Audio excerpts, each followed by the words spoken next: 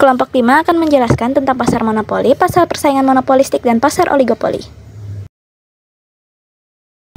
Pasar monopoli adalah suatu keadaan pasar di mana ada penjual tunggal yang berkuasa menentukan harga suatu barang atau jasa karena barang atau jasa tersebut tidak dapat digantikan oleh perusahaan lain. Contohnya perusahaannya adalah PLN, PDAM, PT KAI, PAM, dan lain-lain.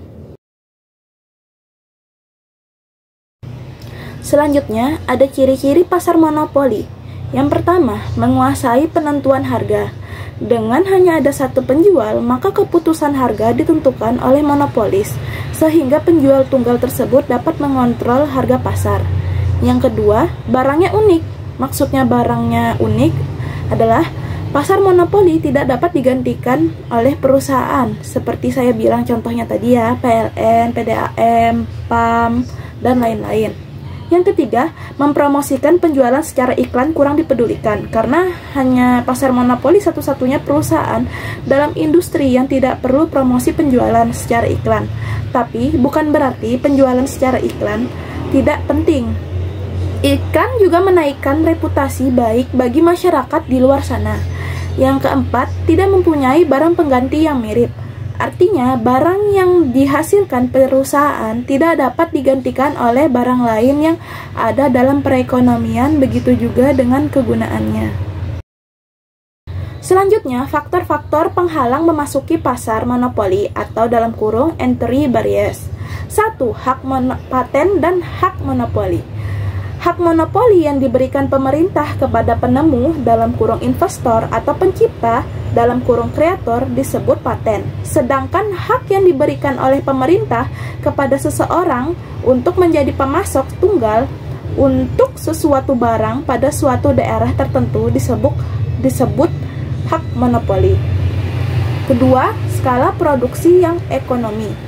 Suatu perusahaan yang mempunyai skala produksi yang efisien akan berniat memasuki pasar karena mengetahui bahwa peningkatan outputnya akan mengurangi biaya produksi untuk produknya. Sedangkan perusahaan yang skala produksinya tidak efisien akan merugi jika memasuki pasar. Ketiga, penguasaan akan sumber daya.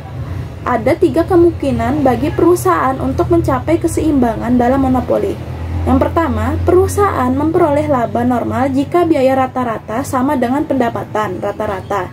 Yang kedua, pendapatan keuntungan supernormal jika biaya rata-rata lebih kecil daripada pendapatan rata-rata. Ketiga, mengalami kerugian jika biaya rata-rata lebih besar daripada pendapatan rata-rata. Selanjutnya, yaitu penerimaan dari perusahaan yang menghadapi kurva permintaan negatif. Kita harus mengetahui dulu nih singkatan-singkatan berikut ya. Q dalam kurung units atau output, TR adalah total revenue, P sama dengan AR artinya price atau harga sama dengan average revenue, MR adalah marginal revenue. Total revenue atau TR akan meningkat seiring pertambahan output atau Q yang terjual. Namun ketika MR atau marginal revenue positif, maka TR atau total revenue akan menunjukkan kenaikan, dan ketika MR atau marginal revenue negatif, TR atau total revenue akan mulai menunjukkan penurunan seiring penambahan output yang terjual. AR akan selalu lebih besar daripada MR. Sebabnya karena yang pertama, dengan permintaan yang berselop negatif, maka pertambahan output yang menurunkan harga. Jadi ketika output naik, harga akan turun. Yang kedua, rata pendapatan atau AR akan selalu sama dengan tingkat harga karena AR adalah TR atau total revenue dibagi dengan output. Maka AR sama dengan price atau harga. Yang ketiga, MR akan turun sebab ketika output naik, harga turun, maka setiap pertambahan output yang terjual akan terjadi penurunan tambahan pendapatan. Ini adalah gambar untuk perusahaan AR dan MR untuk perusahaan dengan kurva permintaan negatif. Ini ya, bisa dilihat di atas saya. Di sebelah kiri saya ada gambar kurva menerima keuntungan positif. Kita bisa lihat dari PO atau profitnya lebih tinggi daripada biaya total rata-ratanya. Sedangkan gambar kurva di sebelah kanan saya adalah zero profit monopolis atau perusahaan tersebut tidak mendapatkan keuntungan. Karena di kurva tersebut PO sama rata dengan ATC. Kurva tersebut adalah gambar jika di suatu perusahaan mengalami kerugian. Kita bisa lihat profitnya atau P-nya lebih rendah daripada ATC atau biaya rata-ratanya. Selanjutnya ada diskriminasi harga. Diskriminasi harga adalah suatu kebijakan perusahaan yang berbeda pada pembeli yang berbeda-beda. Contohnya, saya menjual sebuah pisang kepada dua pembeli. Pembeli pertama saya jual pisang itu dengan seharga 15.000, sedangkan pembeli kedua saya menjual pisang itu dengan seharga 10.000. Karena apa? Pembeli kedua itu adalah pelanggan setia saya, makanya saya memberi diskon kepada pembeli kedua tersebut, dan itulah dinamakan diskriminasi harga. Derajat diskriminasi harga. Ada 3 derajat diskriminasi harga. 1. Diskriminasi harga derajat ketiga adalah harga bervariasi untuk pelanggan di pasar yang berbeda. Contohnya, harga tiket pesawat maskapai menawarkan harga berbeda untuk penerbangan hari biasa dan akhir pekan. Yang kedua, diskriminasi harga derajat kedua. Harga adalah harga yang berbeda-beda untuk berbagai kelas barang yang dijual kepada pelanggan. Contohnya, paket makanan restoran. Restoran akan menawarkan berbagai ukuran porsi dengan harga yang berbeda. Yang ketiga, diskriminasi harga derajat pertama. Harga yang adalah harga yang berbeda-beda untuk setiap unit barang yang dijual kepada langganan. Contohnya, penjual mobil bekas bisa memberikan harga berbeda-beda tergantung minat pembeli terhadap mobil tersebut. Hai semua, perkenalkan nama saya Salwatul Imania. Di sini saya akan membahas materi tentang pasar persaingan monopolistik. Apa sih pasar persaingan monopolistik itu? Pasar persaingan monopolistik ialah pasar di mana banyak penjual menawarkan produk serupa tetapi tidak identik. Contohnya itu seperti produk kosmetik, pakaian, restoran, toko roti atau toko kue, dan kafe. Di sini saya akan membahas tentang ciri pasar persaingan monopolistik.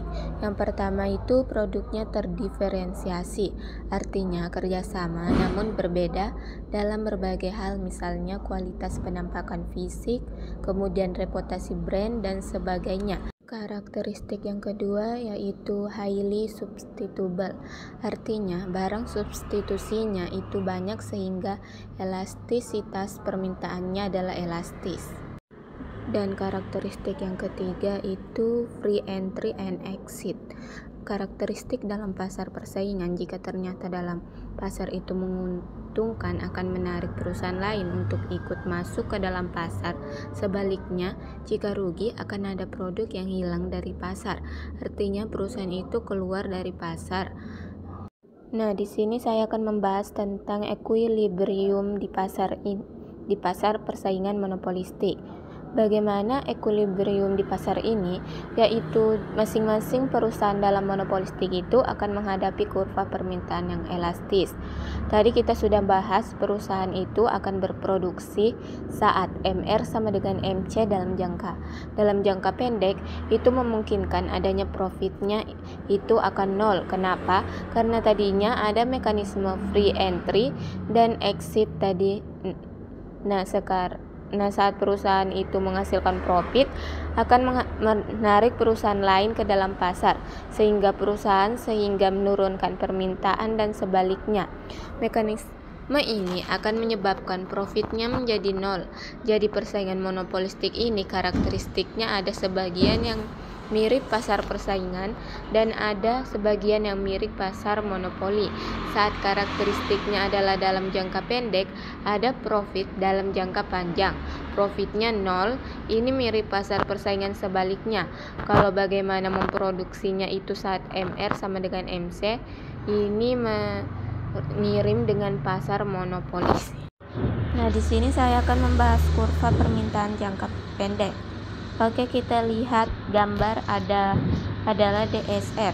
Nah, dari DSR ini kita bisa menentukan MR dengan perusahaan akan berproduksi pada level MR sama dengan MC.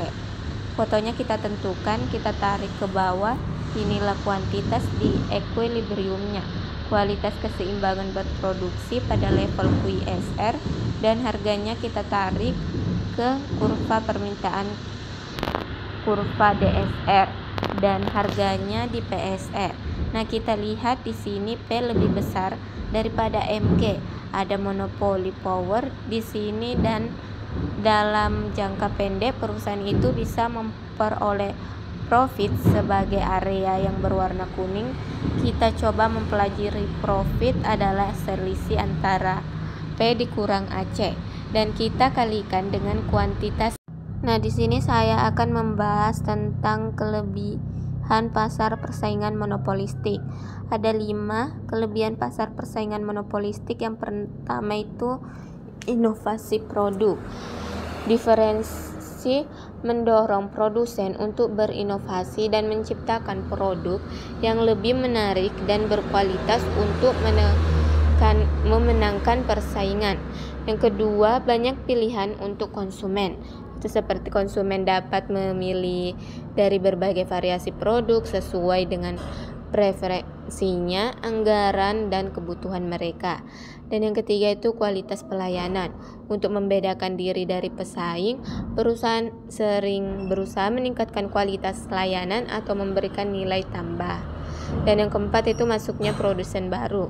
Itu menjadi kebebasan untuk masuk ke pasar, memungkinkan lebih banyak perusahaan untuk berpartisipasi, meningkatkan pilihan dan variasi produk bagi konsumen. Dan yang kelima itu persaingan sehat. Dengan banyaknya pemain, persaingan di pasar ini bisa mengarah pada harga yang lebih wajar dan layanan yang lebih baik.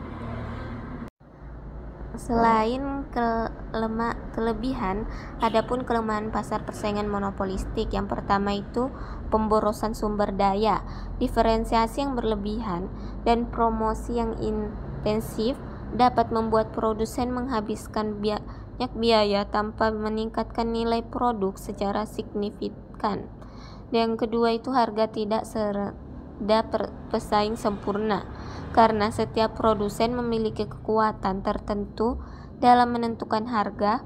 Konsumen mungkin membayar lebih tinggi daripada yang seharusnya di pasar persaingan sempurna.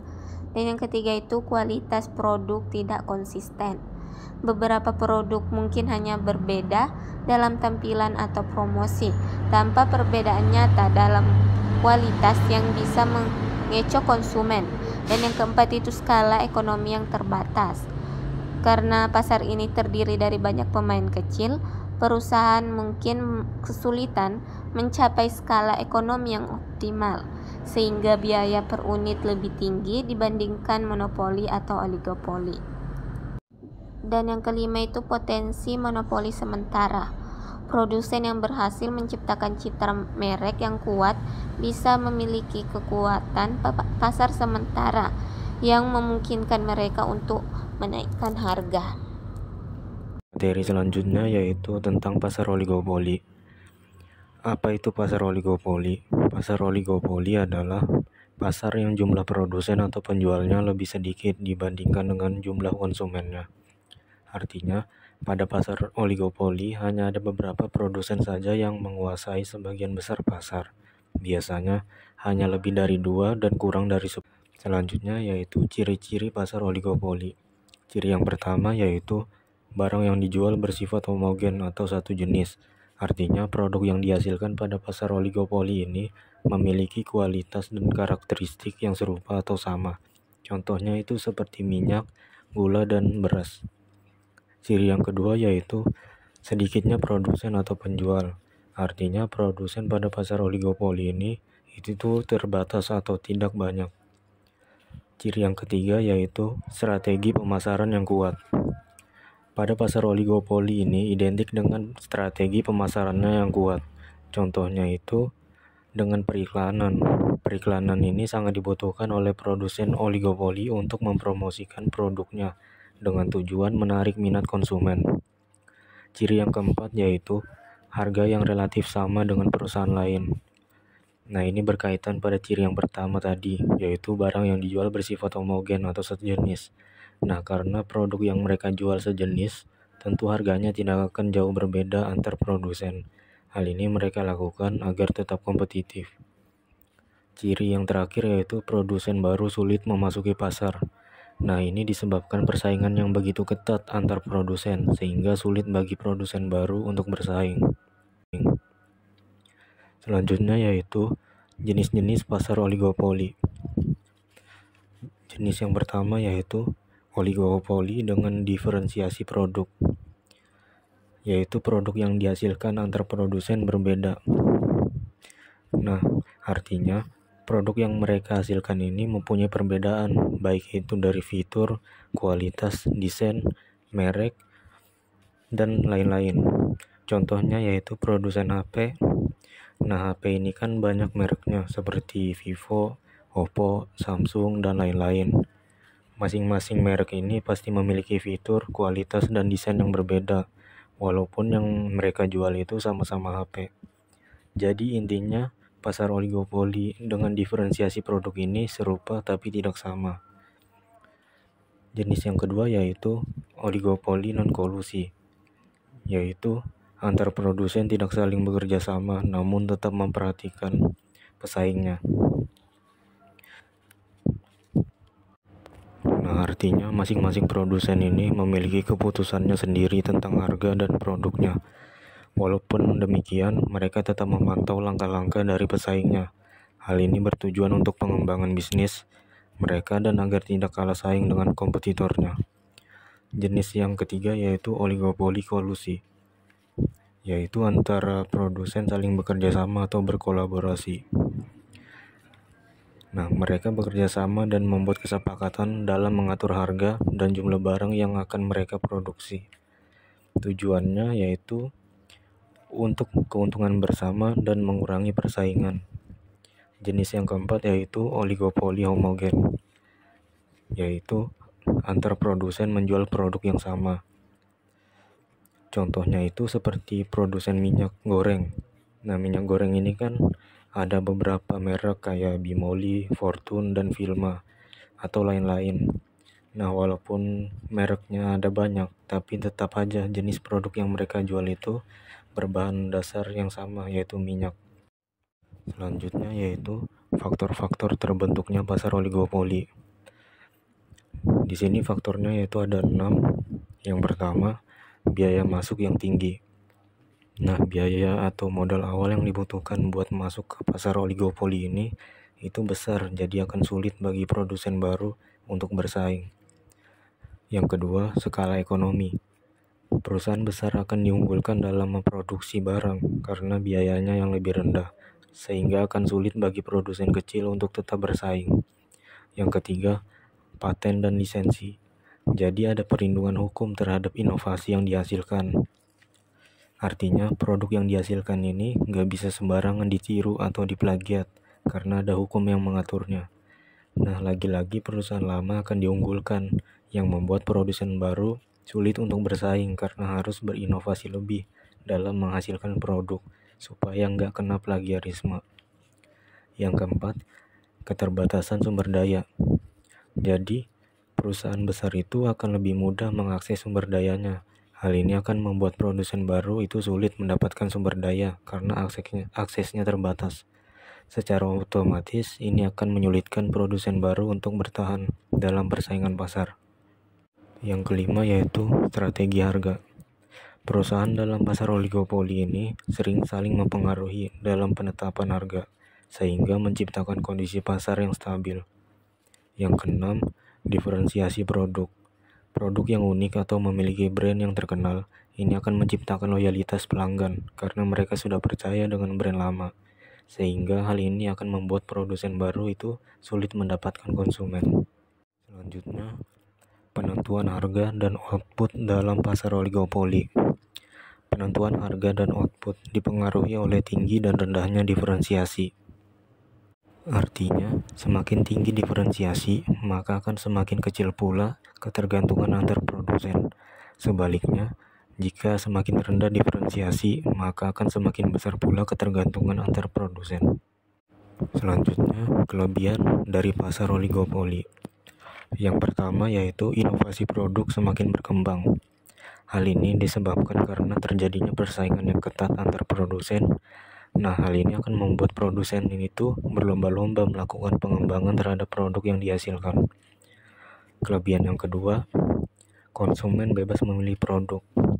Nah, karena produk di pasar oligopoli ini kompetitif, secara otomatis produk yang dihasilkan itu bervariatif atau bermacam-macam, sehingga konsumen ini mempunyai banyak opsi dalam memilih produk yang diinginkan sesuai dengan dana yang mereka miliki.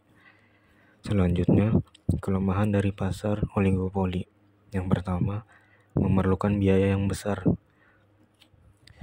Nah, jadi di pasar oligopoli ini, produsen memerlukan biaya yang besar untuk mempromosikan produknya agar produk tersebut diminati oleh konsumen. Yang kedua, produsen baru sulit untuk memasuki pasar. Ini dikarenakan adanya persaingan yang ketat antar produsen. Yang terakhir yaitu keseimbangan pasar. Keseimbangan pada pasar oligopoli dipengaruhi oleh dua. Yang pertama, setiap produsen tidak akan mengikuti tindakan produsen lainnya dalam menentukan harga. Contohnya itu, pada saat terjadinya kenaikan harga, para produsen ini tidak akan mengikuti pesaingnya. Ini mereka lakukan untuk menjaga stabilitas harga supaya konsumennya tidak hilang atau berpindah kepada produsen lain. Yang kedua, produsen mengikuti produsen lainnya. Contohnya itu, pada saat terjadi penurunan harga, maka mereka akan mengikuti pesaingnya. Ini dilakukan untuk mempertahankan pelanggan mereka. Kesimpulan yang dapat diambil dari materi-materi tersebut yaitu terdapat 3 struktur pasar. Yang pertama, pasar monopoli, kedua, pasar persaingan monopolistik, dan ketiga, pasar oligopoli. Pasar monopoli cenderung mencurangi efisien dan kesejahteraan konsumen dikarenakan pada pasar monopoli hanya terdapat produsen tunggal. Sedangkan untuk pasar persaingan monopolistik menghasilkan variasi produk dan inovasi, dan pada pasar oligopoli menciptakan saling ketergantungan antara perusahaan yang dapat mempengaruhi harga dan produksi pasar. Sesi tanya jawab dibuka. Pertanyaan pertama, bagaimana inovasi teknologi dapat mengubah struktur pasar? Jawabannya adalah inovasi teknologi dapat mengubah struktur pasar dengan menciptakan produk baru, meningkatkan efisien produksi, dan mengubah cara konsumen berinteraksi dengan produk. Karena secara keseluruhan, inovasi teknologi dapat menciptakan peluang dan tantangan baru yang pada akhirnya mengubah struktur dan dinamika pasar. Pertanyaan kedua, apa alternatif bagi pasar monopoli dalam menciptakan persaingan? Jawabannya adalah salah satu alternatif untuk menciptakan persaingan pasar, karena kemudahan ini dapat memberikan peluang bagi perusahaan baru untuk masuk dan meramaikan persaingan yang sehat. Pertanyaan ketiga, bagaimana kebijakan pemerintah dapat mempengaruhi pasar persaingan monopolistik? Pengaruh kebijakan pemerintah terhadap pasar persaingan monopolistik. Kebijakan pemerintah seperti regulasi harga, pengendalian kualitas, dan subsidi dapat mempengaruhi pasar persaingan monopolistik dengan mempengaruhi strategi harga dan produk yang ditawarkan oleh perusahaan, serta meningkatkan atau mengurangi daya saing mereka. Pertanyaan yang keempat itu, apa perbedaan antara pasar monopoli dan pasar oligopoli? Perbedaan antara pasar monopoli dan oligopoli yaitu monopoli terdapat satu perusahaan yang menguasai seluruh pasar tanpa pesaing. Perusahaan ini memiliki kekuatan penuh untuk menetapkan harga. Sedangkan oligopoli terdapat beberapa perusahaan yang menguasai pasar, di mana tindakan satu perusahaan dapat mempengaruhi perusahaan lainnya. Persaingan bisa lebih ketat tetapi juga dapat menghasilkan kolusi. Selanjutnya saya akan menjawab pertanyaan dari Rara kelompok 9. Pertanyaannya yaitu, bagaimana pemerintah dapat mengatur pasar oligopoli untuk mencegah praktik anti persaingan? Nah, caranya itu pemerintah harus menerapkan undang-undang anti monopoli yang melarang praktik anti persaingan. Jadi pemerintah ini dapat melakukan penyelidikan dan memberikan hukuman yang tegas kepada para pelaku yang terlibat dalam praktik anti persaingan ini. Pertanyaan yang kedua yaitu pertanyaan dari Rahma kelompok 3. Pertanyaannya, sebutkan dan jelaskan dua model perilaku dalam pasar oligopoli. Jadi model perilaku yang pertama yaitu saling ketergantungan. Nah, para produsen ini cenderung mengikuti para pesaingnya dalam penentuan harga.